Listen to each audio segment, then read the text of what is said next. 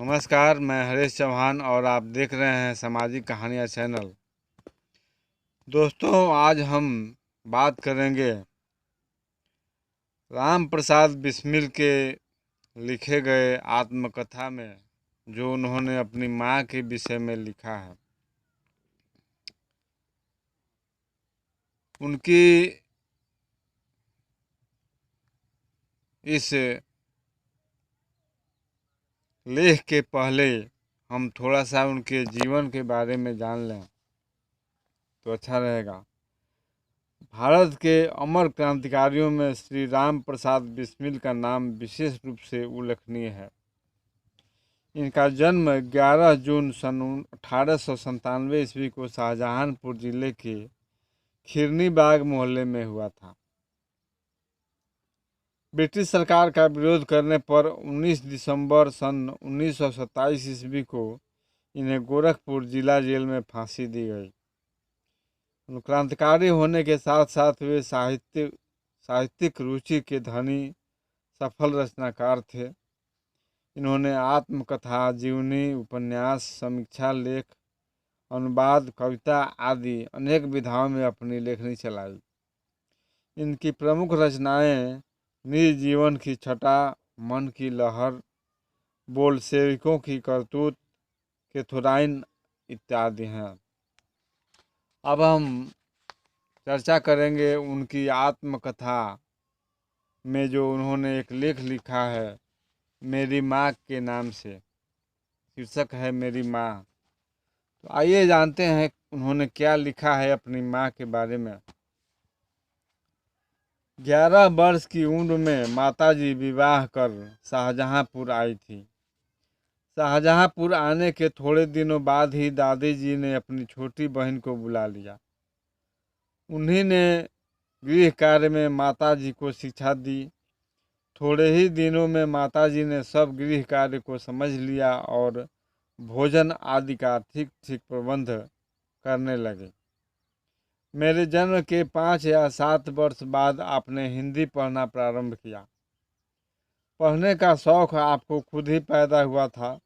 मोहल्ले की संग सहेली जो घर पर आ जाती थीं, उन्हीं में जो कोई शिक्षित थी, माताजी उनसे अक्षर बोध करती। इसी प्रकार घर का सब काम कर चुकने के बाद जो कुछ समय मिल जाता, उसमें पढ़ना लिखना करती। परिश्रम के फल से थोड़े दिनों में ही वे देवनागरी पुस्तकों का अवलोकन करने लगे। मेरी बहनों को छोटी आयु में माताजी ही शिक्षा दिया करती थी। जब से मैंने आर्य समाज में प्रवेश किया, तब से माताजी से खूब वार्तालाप होता। यदि मुझे ऐसी माता न मिलती तो मैं भी अति साधारण मनुष्य की भांति संसार चक्र में फंसकर जीवन निर्वाह करता। शिक्षा के अतिरिक्त क्रांतिकारी जीवन में भी आपने मेरी वह सहायता की है जो मेजनी को उनकी माता ने की थी। यथा समय मैं उन सारी बातों का उल्लेख करूंगा। माताजी का सबसे बड़ा आदेश मेरे लिए यही था कि किसी की प्राण हानि न हो। उनका कहना था कि अपने शत्रु को भी कभी प्राण दंड न देना। आपके इस आदेश की पूर्ति करने के लिए मुझे मजबूरन 2-1 बार अपनी प्रतिज्ञा भंग भी करनी पड़ी थी।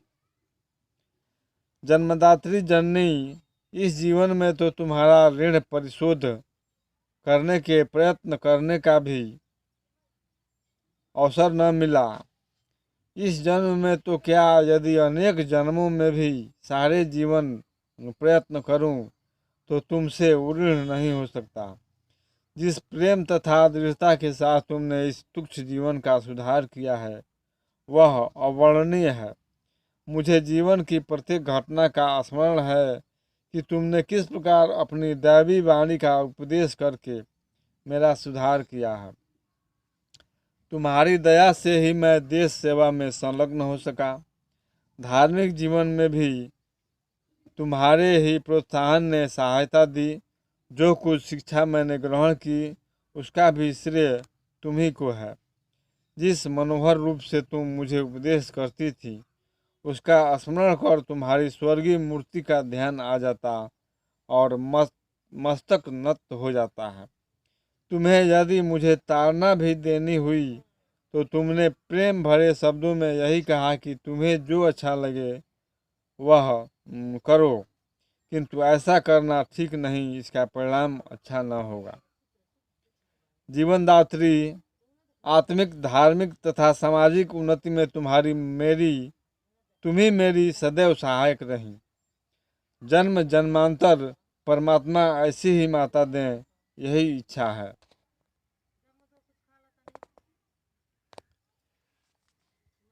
महान से महान संकट में भी तुमने मुझे अधीर न होने दिया। सदैव अपनी प्रेम भरी वाणी सुनाते हुए मुझे सांत्वना देती रही। तुम्हारी दया की छाया में मैंने अपने जीवन भर में कोई कष्ट न अनुभव किया। इस संसार में मेरी किसी भी भोग विलास तथा ऐश्वर्य की इच्छा नहीं। केवल एक तृष्णा है, वह यह कि एक बार श्रद्धापूर्वक तुम्हारे चरणों की सेवा करके अपने जीवन को सफल बना लेता, किंतु यह इच्छा पूर्ण होती नहीं दिखाई देती।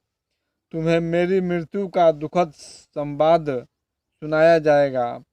माँ, मुझे विश्वास है तुम यह समझकर धैर्य धारण करोगी कि तुम्हारा पुत्र माताओं की माता, भारत माता की सेवा में अपने जीवन को बलि वेदी की भेंट कर गया, और उसने तुम्हारे कुल को कलंकित न किया।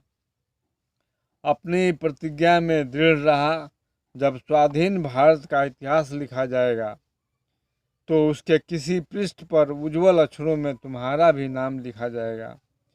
गुरु गोविंद सिंह जी की धर्मपत्नी ने जब अपने पुत्रों की मृत्यु का संवाद सुना था तो बहुत हर्षित हुई और गुरु के नाम पर धर्म रक्षार्थ अपने पुत्रों के बलिदान पर मिठाई बांटी थी। जन्मदात्री, वर दो कि अंतिम समय भी मेरा हृदय किसी प्रकार विचलित न हो और तुम्हारे चरण कमलों को प्रणाम कर मैं परमात्मा का स्मरण करता हुआ शरीर त्याग करूं। यह आत्मकथा शायद राम प्रसाद बिस्मिल जी ने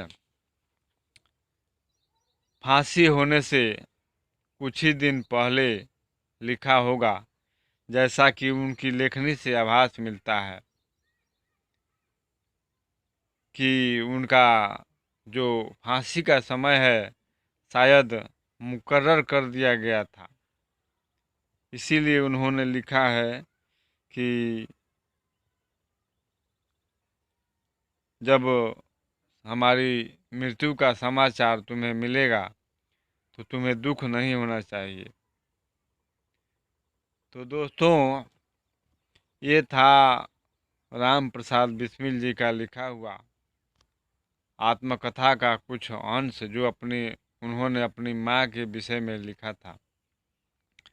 दोस्तों, ऐसी लेखनी, ऐसे तथ्य हमेशा हर किताबों में नहीं मिलते हैं और हर जगह नहीं मिलते हैं। तो फिर मिलेंगे हम किसी ऐसे ही कहानी के साथ, किसी ऐसे ही संदेश के साथ जो समाज को और आपके दिल को झकझोर कर रख दे। जल्द ही आएंगे हम अगले वीडियो लेकर आपके पास। तब तक के लिए हमें दीजिए इजाज़त। जय हिंद।